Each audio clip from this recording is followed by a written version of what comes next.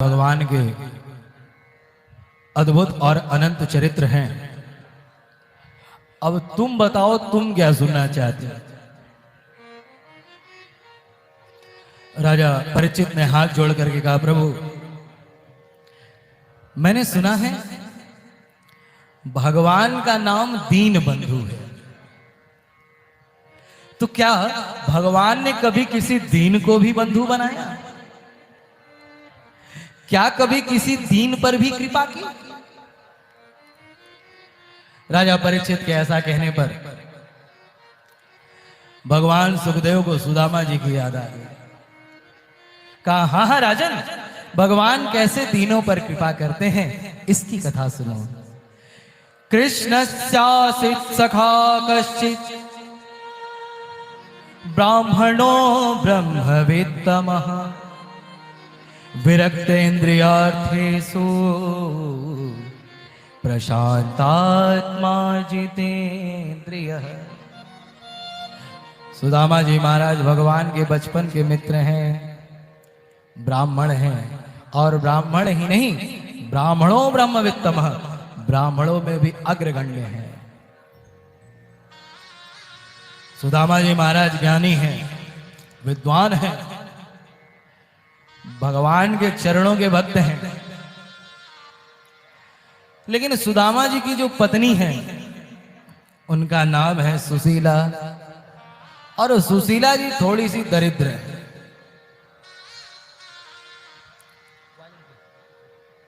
देखिए, सुखदेव जी ने सुदामा जी को दरिद्र नहीं कहा, बल्कि कहा सुशीला गरीब है, दरिद्र है। जबकि पति यदि डॉक्टर हो तो पत्नी अपने आप डॉक्टराइन कहलाने लगती है।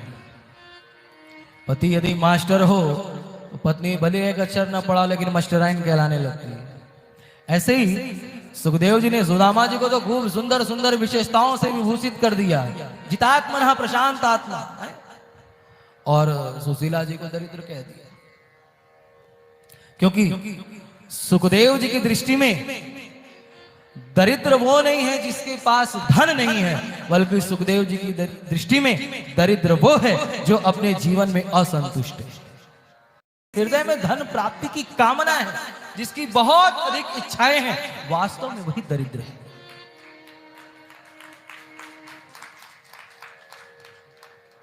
तो सुदामा जी कभी भगवान से कुछ नहीं मांगते।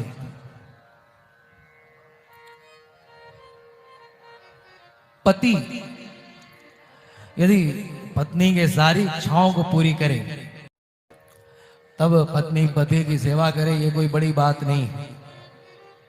लेकिन घर में खाने के लिए अन्न का एक दाना भी न हो तो भी पत्नी उसी भाव से पति की सेवा करे, तब समझना चाहिए कि वो एक पतिव्रता स्त्री है। सुशीला जी एक पतिव्रता स्त्री है, सुदामा जी की रोज सेवा करती हैं। उन्होंने सुदामा जी से कभी नहीं कहा कि स्वामी आप मुझे ये ला करके नहीं देते, वो ला करके नहीं देते। सुशीला जी स्वयं तो भूखे पेट रह लेती हैं, लेकिन अपने बच्चों का दुख उनसे नहीं देखा जाता। छोटे छोटे बच्चे, माँ मुझे बड़े जोरों की भूख लगी है, जल्दी से कुछ खाने के लिए दो। सुशीला जी उन्हें पानी पिला करके सुला देती है। बेटा सो जाओ, तुम्हारे पिताजी कुछ लेकर के जैसे ही आएंगे मैं तुम्हें जगा करके खिला दूं। 3-3, 4-4 दिन बीत जाते हैं, बच्चे भूखे पेट ही सो जाते हैं। सुदामा जी भगवान से कभी कुछ नहीं मांगते। भगवान ने सोचा भाई ये तो मुझसे कभी कुछ मांगेगा नहीं। भगवान ने स्वयं एक संत का रूप बनाया और सुदामा जी के दरवाजे पर खड़े होकर के आवाज लगाने लगे, भिक्षाम देहि। सुदामा जी घर पर नहीं है। सुशीला ने आकर के दरवाजा खोला, देखा तो सामने एक साधु बाबा। सुशीला ने हाथ जोड़ करके कहा, महाराज हमारे घर में अभी सूतक लगा हुआ है। अच्छा, किस बात का सूतक? कहा महाराज हमारे घर में एक बेटा भया है, नाम है दरिद्र नारायण, और जब से दरिद्र नारायण भय हैं तब से कुछ भी देना बंद हो गया है। संत समझ गए। कहा अच्छा देवी ये बताओ, ये तो सुदामा जी का ही घर है ना? सुशीला ने कहा हाँ। देवी भगवान द्वारिकाधीश तो सुदामा जी के बचपन के मित्र हैं, तो तुम सुदामा जी को भगवान द्वारिकाधीश के पास क्यों नहीं भेज देते? यदि तुम सुदामा जी को भगवान द्वारिकाधीश के पास भेज दो तो फिर ये तुम्हारे घर का सूतक हमेशा के लिए समाप्त हो जाएगा। सुशीला जी दौड़ी दौड़ी सुदामा जी के पास आई। कहा स्वामी एक बात पूछूं? हाँ देवी पूछो। स्वामी मैंने सुना है द्वारिकाधीश भगवान श्री कृष्ण आपके बचपन के मित्र हैं। देवी ये तुमसे किसने कह दिया? स्वामी जिसने भी कहा ये बात सही है कि नहीं? हाँ देवी। तो यह बात मुझे आपने आज तक क्यों नहीं बताई?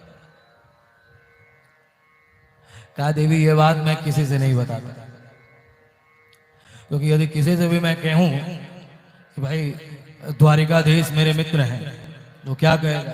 कहां वो द्वारिका के राजा और कहां ये दरिद्र ब्राह्मण? किसी को भी मेरी बात पर विश्वास नहीं होता है। सुशीला जी ने हाथ जोड़ करके कहा लेकिन स्वामी मुझे तो आपकी बातों पर पूरा विश्वास है। स्वामी यदि भगवान द्वारिकाधीश आपके बचपन के मित्र हैं तब तो आपको उनसे मिलने के लिए जाना चाहिए। सुनते ही सुदामा जी प्रसन्न हो गए। अरे इतने वर्षों बाद कृष्ण के दर्शन मुझे मिलेंगे, कितना आनंद आएगा। सुदामा जी ने कहा लेकिन देवी वो इतने बड़े द्वारिका का राजा है, उसके घर खाली हाथ तो जाएंगे नहीं। सुशीला जी ने कहा स्वामी आप चिंता न करें। सुशीला जी गई और 3 घर से 3 मुट्ठी चावल लेकर के आई और एक पोटली बांध करके सुदामा जी को दे दिया और कहा महाराज आप ले जा करके भगवान को ये दे देना। भगवान किसी वस्तु के भूखे नहीं, भगवान भाव के भूखे हैं। भगवान हमारे इस प्रेम को अवश्य स्वीकार करेंगे। और स्वामी जब प्रभु एकांत में हो तो उनसे मेरा एक संदेश अवश्य कह देना। 1 मास 2 पाख में 2 एकादशी हो, सो प्रभु दीन दयाल ने नित प्रतिदिन ही। जाकर के भगवान द्वारिकाधीश से कह देना हे प्रभु आपके भक्त तो महीने में 2 एकादशी का ही व्रत करते हैं, लेकिन आपकी तो हम पर ऐसी कृपा है कि हमारे घर रोज एकादशी ही रहता है। सुदामा जी चावल की पोटली लेकर के द्वारिका के लिए चल पड़े। चलते चलते चलते चलते सुबह से शाम हो गई। सुदामा जी महाराज एक वृक्ष के नीचे बैठ करके विश्राम करने लगे हैं। सुदामा जी को नींद आ गई। इधर भगवान को चिंता हुई। भगवान ने अपने गरुण को भेजा है और गरुण जी महाराज सुदामा जी को लेकर के द्वारिका आ गए। सुदामा जी की नींद खुली। एक सज्जन दिखाई दिए, पूछा अरे भाई द्वारिका अभी कितनी दूर है? उस सज्जन ने कहा ये लो महाराज द्वारिका में खड़े होकर के पूछ रहे हो द्वारिका कितनी दूर है? अच्छा क्या मैं द्वारिका में आ गया? हाँ हाँ महाराज आप द्वारिका में ही खड़े हैं। सुदामा जी ने विचार किया अरे मैं तो समझता था द्वारिका बहुत दूर है, लेकिन देखो सुबह से चला और शाम में ही द्वारिका पहुंच गया।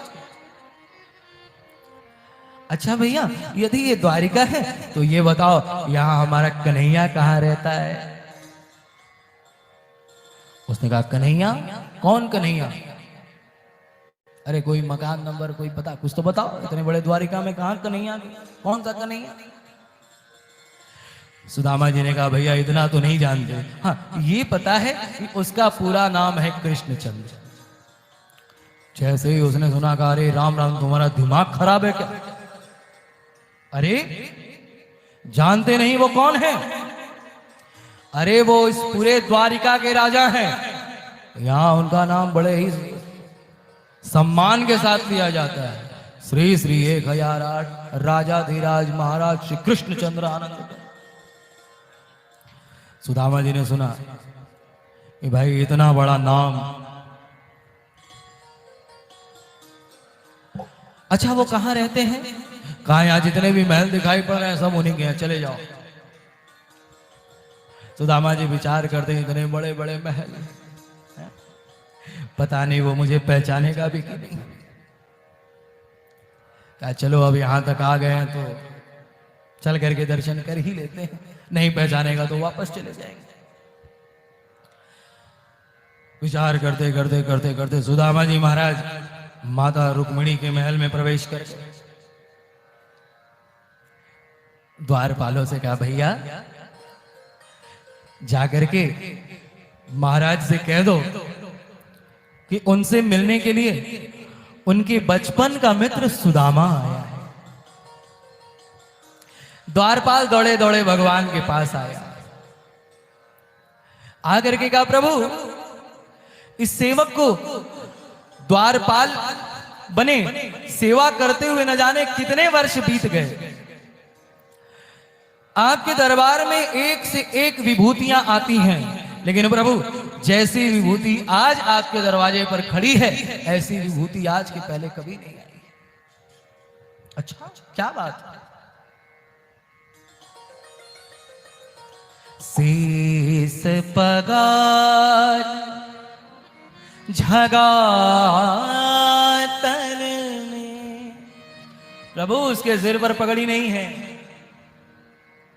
प्रभु जानी को आही बसो के ही ग्राम, न जाने कौन से गांव से वो आया है। शीस पगार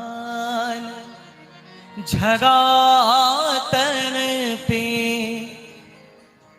प्रभु जानी को आही बसो के ही ग्राम। धोती फटी सिलटी दुपटी,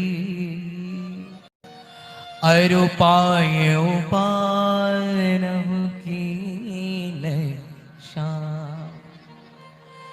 द्वार खड़ो द्विज दुर्बल, बहुत दुबला पतला है प्रभु, रहो चकिसो वसुधा भी रामा। महलों को इतने आश्चर्य से देख रहा है कि ऐसा लगता है उसने इतने बड़े बड़े महल आज के पहले कभी नहीं देखे। खड़ो द्विज दुर्बल, रयो चखिसो वसुधा भी रामा। पूछत दीन दयाल को धाम, प्रभु वो सबसे आपका धाम पूछ रहा है।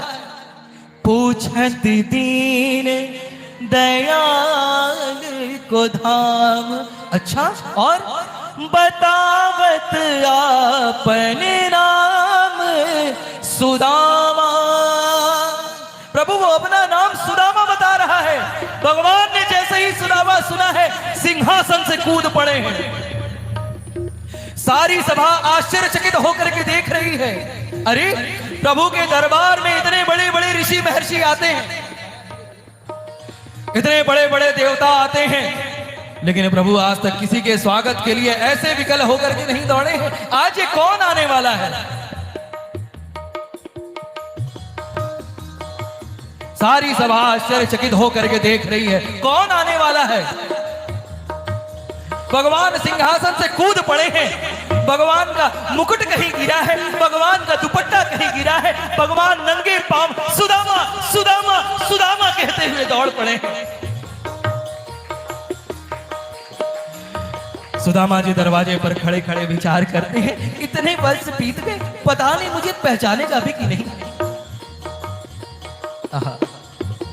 सुदामा जी अपनी लाठी को लेकर के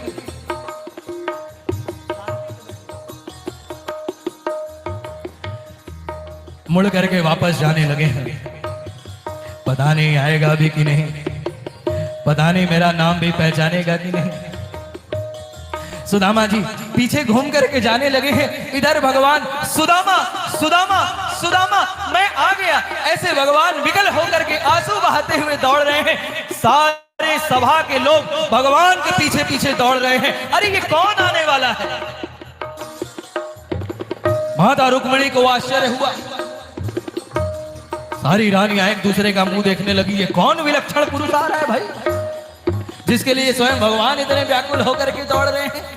भगवान व्याकुल होकर के दौड़े दौड़े दौड़े दौड़े आए, देखा दरवाजे पर सुदामा रहे हैं। सुदामा रुको रुको मैं आ गया। भगवान दौड़े दौड़े आए हैं। सुदामा जी ने देखा मेरा कन्हैया आ गया है। सुदामा जी ने डंडे को फेंका है, भगवान से मिलने के लिए दौड़ पड़े हैं। भगवान ने अपने हृदय से सुदामा जी को लगा करके अपने नेत्रों के आंसुओं से उनके पूरे अंगों को भिगो दिया है।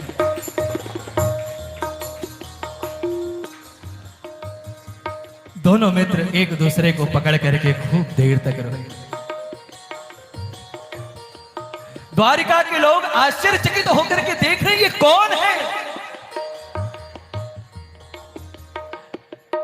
भगवान ने सुदामा जी का हाथ पकड़ा, कहा मित्र चलो मेरे महल में चलो। सुदामा जी ने कहा नहीं कन्हैया, लाला मैं तो तुम्हारा दर्शन करने ही आया था। तेरा दर्शन कर लिया तूने? इतने सारे लोगों के बीच मुझे अपने हृदय से लगा करके मेरा मान बढ़ाया।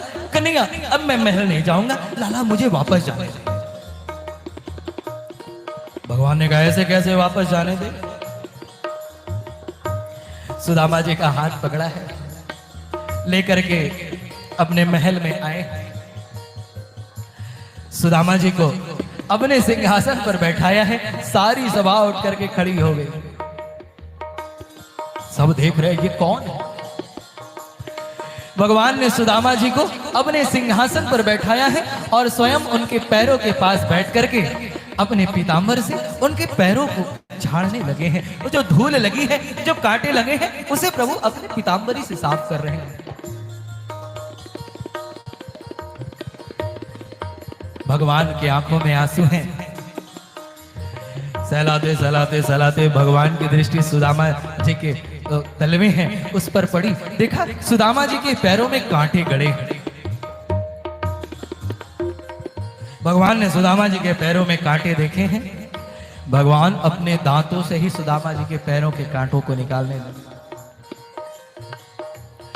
भगवान ने माता रुक्मिणी को इशारा किया, देवी इनके चरणों को धोने के लिए जल लेकर के आओ। रुक्मिणी माता जल को लेने के लिए इधर गई हैं। तब तक भगवान सुदामा जी की दीन दशा देख करके इतना रोए हैं कि अपने नेत्रों के आंसुओं से ही उनके पैरों को धो दिया है। ऐसे बेहाल बेवाइन सो पग कंटक जाल लगे पुनि जोए। ऐसे बेहाल बेवाइन सो पग कंटक जाल लगे पुनि जोए। हाय महादुख पायो सखा तुम आए इतेन किते दिन खोए। हाय महादुख पायो सखा तुम आए तेन किते दिन खोए। देखी सुदामा की दीन दशा,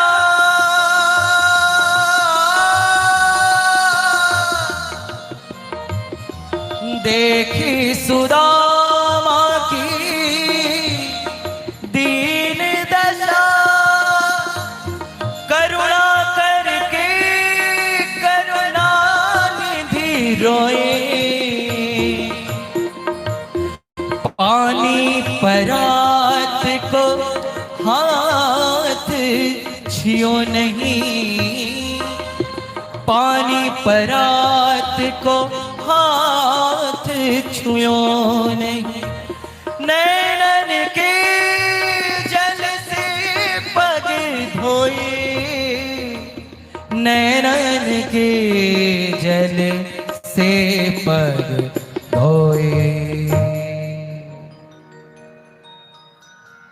भगवान ने सुदामा जी का पैर धुला है। सुदामा जी का चरणोदक दे करके सबसे पहले भगवान ने अपने मुंह में डाला। भगवान सुखदेव राजा परीक्षित से कहते हैं, देखो देखो देखो राजा, आज पावन को भी पावन करने वाले भगवान सुदामा जी के चरणोदक को अपने मुंह में डाल करके कह रहे हैं कि आज सुदामा जी का चरणोदक प्राप्त करके तो मैं धन्य हो गया। भगवान ने वो चरणोदक रुक्मणी को दिया, देवी जा करके पूरे महल में इसका सिंचन करो।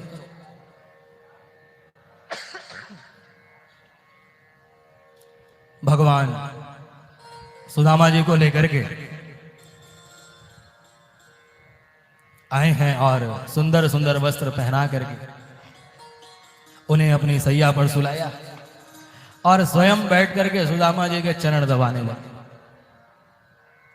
भगवान को सुदामा जी का चरण दबाते देख करके माता रुक्मिणी दौड़ी दौड़ी आई और सुदामा जी को पंखा करने लगी हैं। भगवान सुखदेव राजा परीक्षित से कहते हैं, देखो देखो देखो राजन, कौन कहेगा सुदामा गरीब है? अरे जिसके चरणों की सेवा स्वयं लक्ष्मीपति कर रहे हो, जिसको स्वयं लक्ष्मी पंखा कर, कैसे हो सकता है? सुदामा जैसा धनवान और कौन है?